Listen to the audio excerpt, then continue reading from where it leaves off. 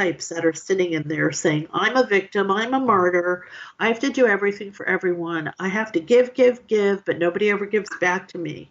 So nothing will ever change. That is, that was a large part of my life at a younger point. Yeah. Uh-huh. I think we all go through. Yeah. Well, Well, not. and I actually did make a conscious choice to change. And I had a friend who was a therapist, and I went to go talk to him, and he knew my family history and family. And he said, how did you even come out of this group of people?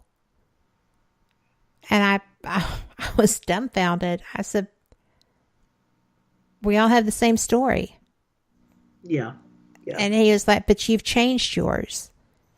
You're working on, I always kid around because there's a meme out there that says Cinderella wasn't looking for a prince. She wanted a night off in a dress. Exactly. Right.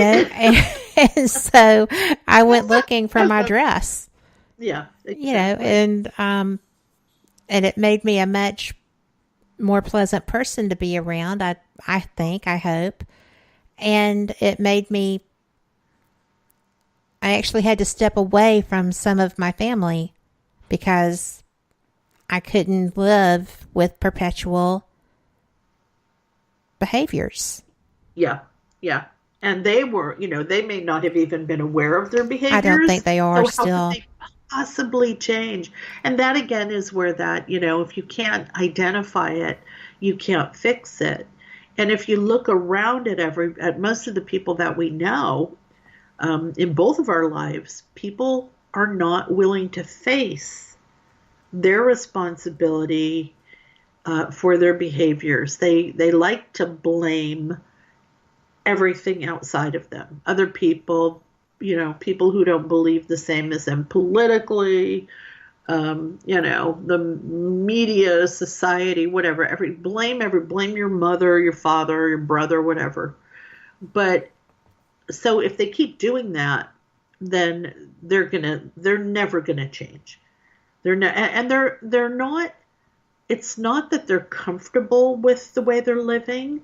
They're just not willing to give up that. They're not uncomfortable enough to go through the hard process of change. Right. Because it is. It hurts. It's icky. It's cringy. It's emotional. It's exhausting. Who the heck wants to go through that if they don't have to? I mean, you have to People, admit who you are. yeah, yeah. I mean, I think some of us really want to be authentic, and I always was kind of surprised that not everybody felt that way.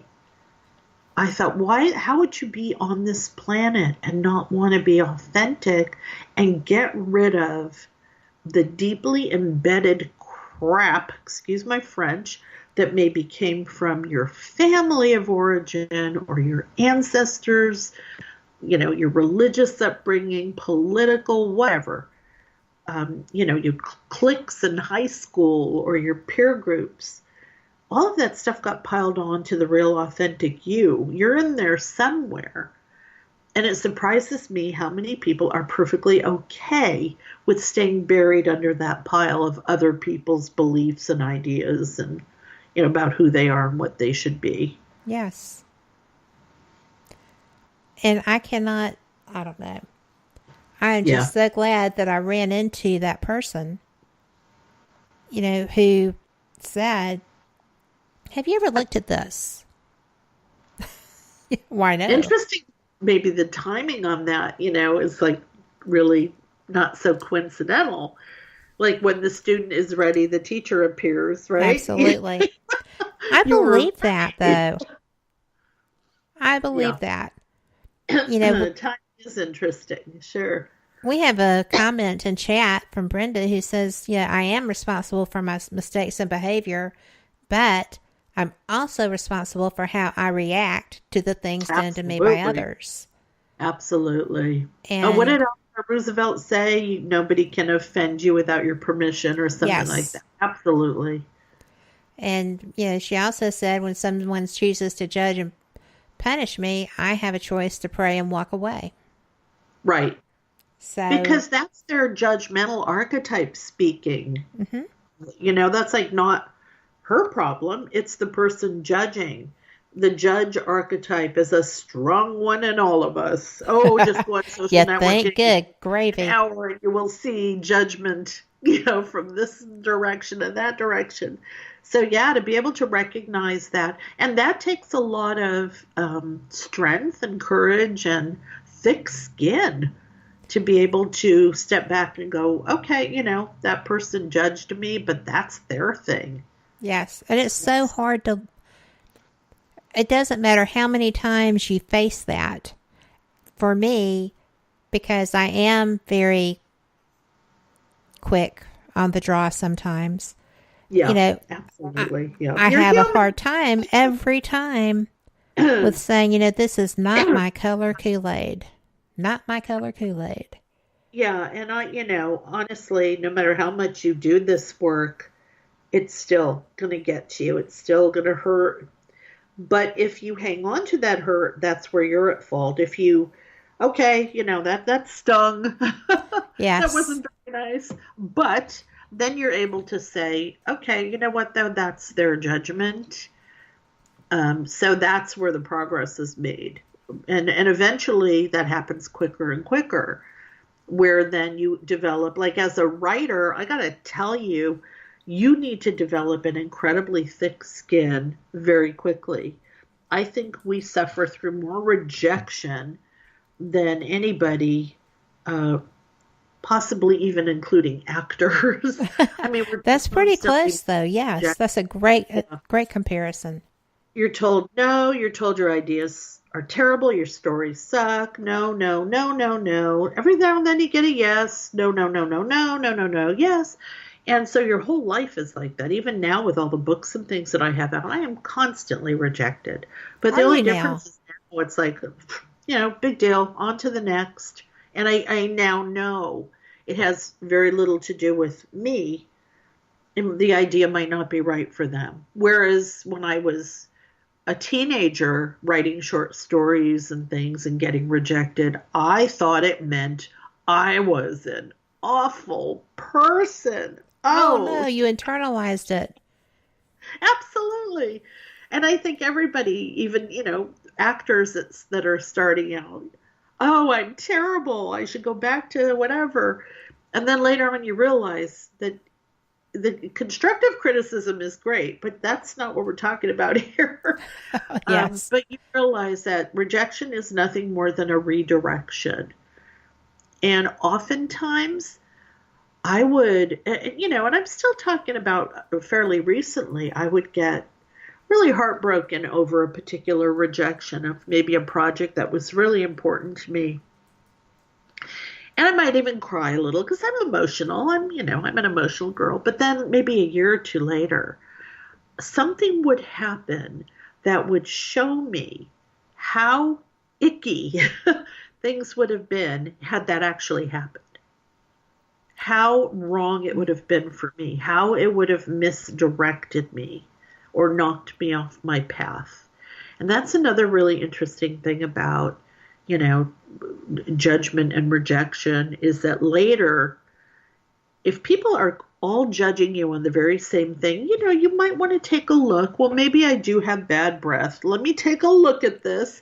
9 people have said that to me today. But if people are judging you and you know that it's coming from their dysfunction, you learn how to have a thick skin and you let it roll off you. Well, that is the way it's supposed to go, right? Yeah. Yeah. Not always easy, but... Because we want everybody to like us. I know. And don't you... Something that I have found, I'm older than you, but something I found, I turned 50 on Duval Street with Jimmy Buffett playing a free show in the middle of the road. Wow. If you're going to go big, right? Yeah, that's great. I know. So it was amazing. But it didn't bother me. 50, because I found 40 extraordinarily liberating. 50, even more so. I can only imagine what 60 is going to do. I don't know if the world's going to survive that. Oh, But, you know, hey, it's my 50s too. but it's liberating, right? I love it. I love it. I'm There are a having a couple of ball. things now. Yeah, because we speak our truth. And Yes. so when I was in my 20s and my 30s, all I cared about was, well, in my 20s, all I cared about was, am I pretty enough? Am I hot enough? Do guys, that kind of stuff. Ugh. But I was writing all the time. So I did always have that to shore me up. In my 30s, it was all about keeping up with other people. Where am Mm-hmm. I at in my life? That sort of competition. Am I behind or ahead? Blah, blah, blah. In my 40s, it was all about raising my son, and I started getting an attitude, and I started getting tired of people's BS because raising my kid and trying to write, and I was a single mom. I didn't have time. In my 50s, oh, don't even mess with me. Don't waste my time. Time is precious. I'm way more focused than I ever was. I have You so are more much better focused than you discernment. were even 5 years ago. Yeah, my gut instinct is so right on that I know I can trust everything it tells me. And that comes from a lot of experience and regret over not trusting it when I was Yes. younger. So for anybody out there who's young, and thinking, oh, I don't want to get old, you wait.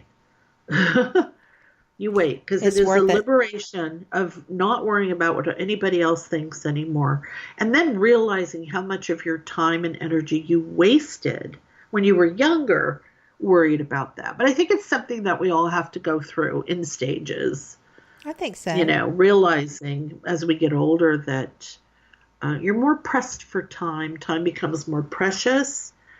And really, there's no time to waste pleasing people that are probably going to be out of your life in 6 months anyway. Absolutely. I was fortunate to have worked in a business where it was me and, if I'm not mistaken, 67 men.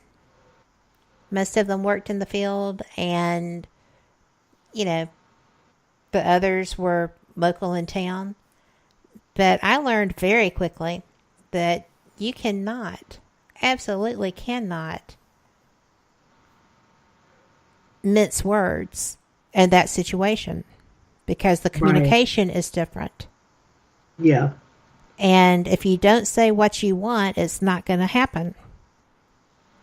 And you better be Yeah. speaking truth. Exactly.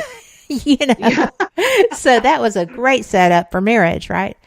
But it was That's fun. just, because it's the Venus Mars thing. Yeah. Exactly. So I learned to get my way by simply saying whatever.